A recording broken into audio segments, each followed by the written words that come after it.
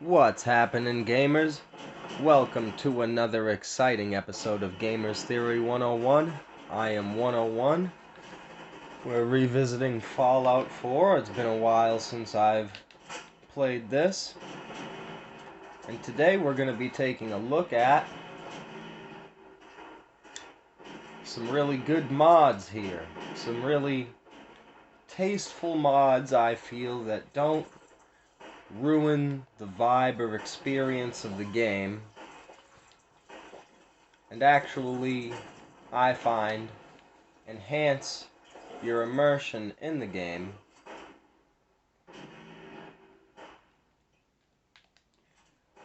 So I guess the first mod that we'll be taking a look at today is, we'll go the Legendary Deathclaw Drops and Sinister Deathclaw Boss. Holy shit! Make all those shots count, you guys. Get up there, Minutemen. Closing the door. You don't want to go out there anyway, Settler.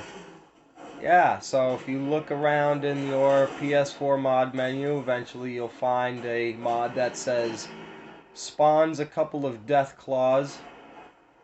I'll pull up the mod menu at the end of the video to show you exactly the search terms you're going to want to use, because I know the PS4 mod menu is a bit finicky about that.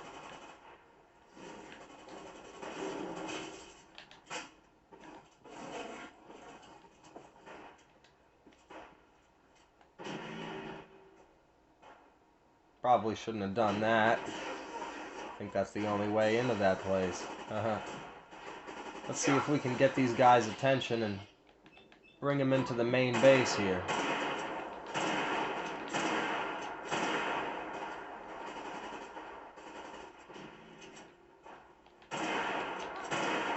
So the Legendary Deathclaws and the Sinister Deathclaw, I don't know what kind of schedule they're on, but they'll spawn, the Legendary Deathclaws spawn in a few different places all over the place. The Sinister Deathclaw boss, he spawns in one particular place, and the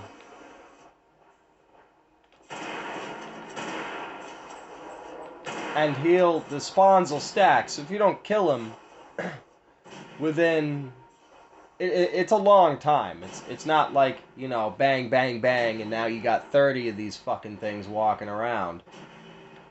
But if you wait long enough without killing him, it seems, another one will spawn. And they'll roam around in a little pack, looking for you. And I've actually had them show up here at my Sanctuary Hills base. I believe I have a episode of the base tour where I had to flip the failsafe switch because I had two of these at the gate. Sinister Deathclaw boss, not the Legendary Deathclaw. And the Sinister Deathclaw boss. Now this is a save that I've been sitting here with the game saved here for a while now, waiting on it for like a couple of days to make this, you know, saving this moment to make this video. I thought it was two Sinister Deathclaws, but it turns out that it was the Legendaries. Regardless, a real fun mod. Now the next mod we're going to be showing is one of my personal favorites here. Oh, that's a Settler. The Rally Cry Minuteman Flare Gun. And what this does is it summons a normal squad of Minutemen like the flare gun usually would. Only these guys, well, these guys have some slight, you know, upgrades. Like, you know, this one's got metal armor and a double-barreled shotgun instead of the laser musket. Just a little bit, you know, not anything crazy. 90% of these mods for this thing to get the Minutemen to follow you also make them ridiculously overpowered to the point where it just breaks the game. It just feels ridiculous. You know, when you put these ridiculously overpowered Minutemen together with the fact that you can carry around 40 flares, you know what I mean? It becomes ridiculous. But these pretty standard Minutemen, they don't feel like that. They do the job pretty well. And they'll follow you around. Because that was always a major disappointment to me. No GTA style respect meter. You know, that's always been my opinion with this game, that, you know, that you should have had a little respect meter, a Minuteman honor meter or something. And the more settlements you get and the more missions you do for Preston, the higher it is, and that increases the portion of your settlers that, say for instance, you just get the Minutemen uniforms from. This would also make the Minutemen feel a lot more real and important. Like, you get the Minutemen uniforms from Preston, and you put them in the settler's inventory, have them equipped. And that's why I have this secondary little base built up here like that, so that when these guys come up the road, they encounter a good enough force up here to slow them down. I don't even know where the second one is at. Do I have any normal Minutemen? I still carry the normal flare gun, too. But yeah, so you get the uniforms from Preston. You put them in your normal settler's inventory. You send them off to the castle. They get trained by what's-her-name in the castle for, say, a week or so. And that makes them official Minutemen. And then they start to circulate throughout the bases, or you choose which bases to send them to, or default, they just go back to wherever they came from originally. And then the other thing is, when you send them, well, you don't, but when you get one of these, oh, some frickin' whatever is about to attack this base, right? Or this settlement. Then you select however many of your Minutemen, and you just send them to that base. Maybe even you pick one of the companions to lead the squad. Maybe you send Preston and 10 Minutemen over to the bog or whatever.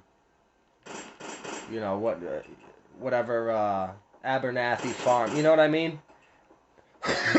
And they actually go over there with some expedience and actually intervene. Because,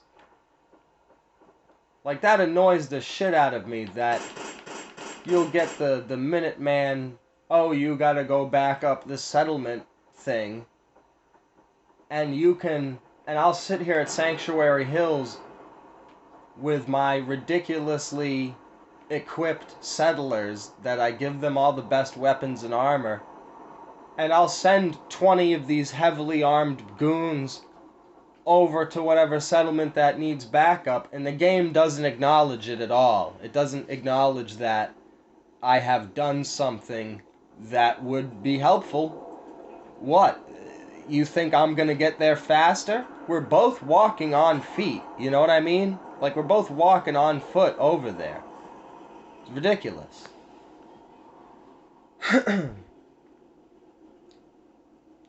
Now, the I downloaded a new weather mod, but the weather mod is passive.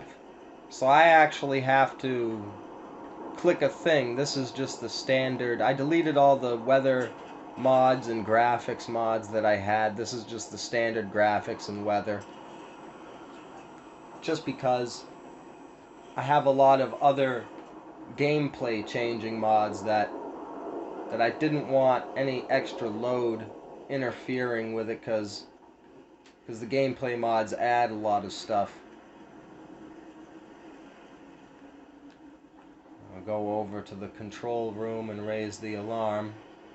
I don't know, I just like to hang out in my HQ whenever there's one of these rad storms, even though it doesn't do anything. It's kind of stupid. There should be a point where if you're inside and your walls are thick enough, you're not getting any radiation. Alright, so we'll activate the alarm system here.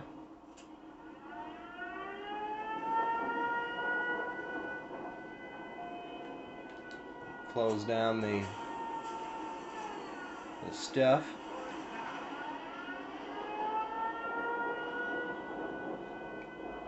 Alright, the alarm's a bit annoying. Maybe I won't keep that going unless they come over here all the way.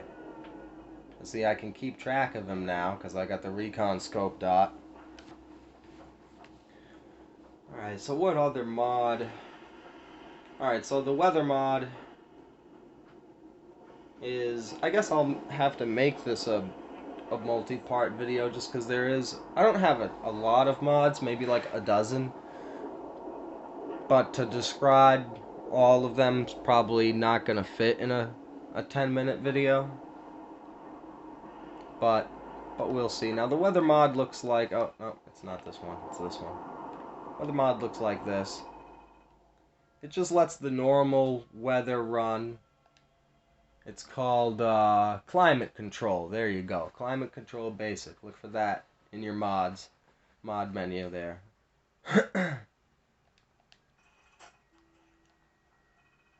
And this... I like this because it doesn't really feel super intrusive like having a flare gun that you shoot and then it immediately changes the weather. But it has like this little thing here which tells you what the weather is and what it will be transitioning into next. Little weather channel sort of a thing.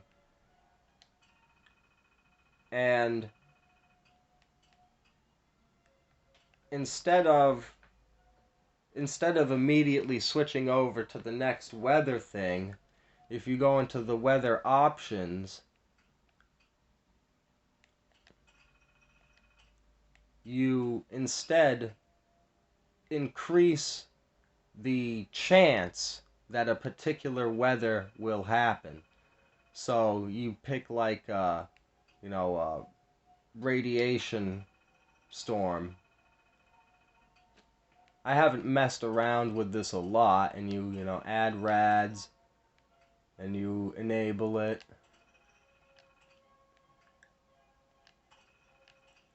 And back to the menu. There's another menu in here somewhere. I haven't fully explored that one, but the gist of the way it works that I can gather, it has a button that's like chance, and you'll have a certain percentage, and you pick like rad storm, and then you can be like, all right, the normal chance, and it won't be immediate. You could have a sunny day, you pick rad storm, but then later on as you're playing, the next weather that it changes into will be the rad storm. And then it'll eventually change into something else. That's just the normal weather from the game. But it also has this multiplier of chance where it's like, now you have, 3 times the chance of having a rad storm. They're still fighting this mofo down here. The Sinister Deathclaw makes these legendaries look like punks.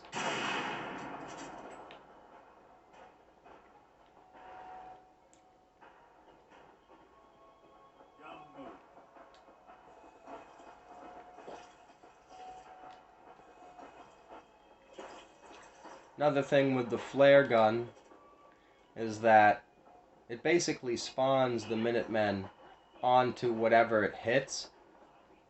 So you can do shit like you see enemies all the way over here and just shoot the flare gun at them. That was a good shot. Landed right there on the bridge. Watch. They'll pop up there on the bridge. There they are. And they will get right into the fight. As opposed to if I shot it up from the air, then they'd gather around somewhere.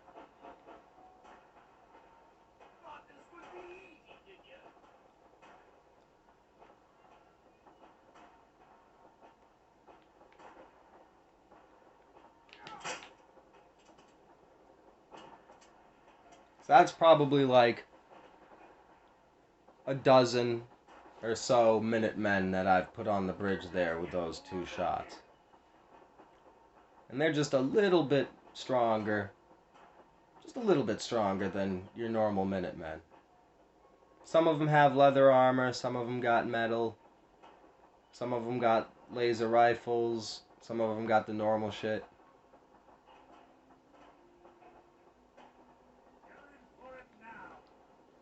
Well, I guess I will stop here and pick up, right here. So click on the next video if you're watching this one.